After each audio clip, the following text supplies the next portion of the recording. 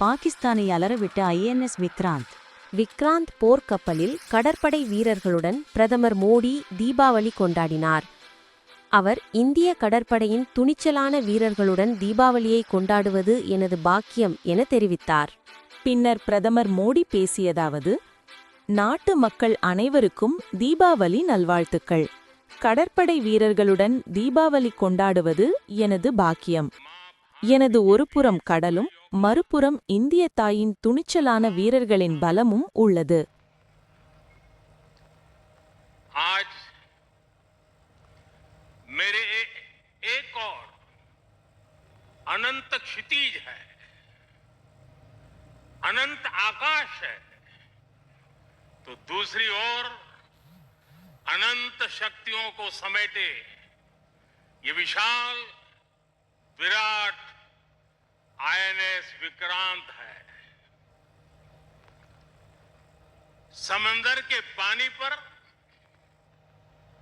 सूर्य की किरणों की एक चमक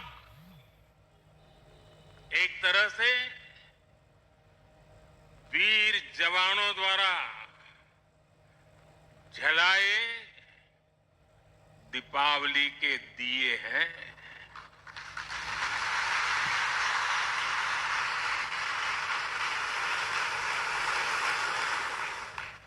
இந்திய கடற்படையின் துணிச்சலான வீரர்களுடன் தீபாவளியை கொண்டாடுவது தனது அதிர்ஷ்டம்.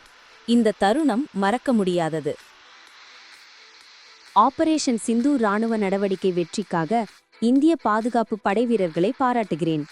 கடற்படை விமானப்படை கூட்டு முயற்சிதான் பாகிஸ்தானை விரைவாக சரணடையச் செய்தது.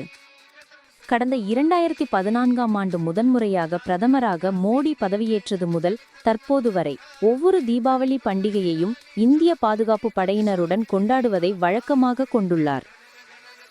2025 விக்ராந்த் போர்க்கப்பல் கோவா, 2024 சர் கிரீக் குஜராத், 2023 லெப்சா இமாச்சல பிரதேசம், 2022 கார்கில் போர் நினைவிடம், 2021 நௌஷேரா ஜம்மு காஷ்மீர், 2020 லோங்கேவாலா ராஜஸ்தான், 2019 ரஜோரி ஜம்மு காஷ்மீர், 2018 ஹர்சலில் உள்ள இந்தோ திபெத் படை உத்தராகண்ட், 2017 குரேஸ் பிரிவு ஜம்மு காஷ்மீர், 2016 சும்டோ இந்திய சீன எல்லை இமாச்சல பிரதேசம், 2015 அமிர்தசரஸில் உள்ள தோக்ராய் போர் நினைவிடம் பஞ்சாப், 2014 லடாக்கின் சியாச்சினில் பிரதமர் மோடி தீபாவளி கொண்டாடியது குறிப்பிடத்தக்கது.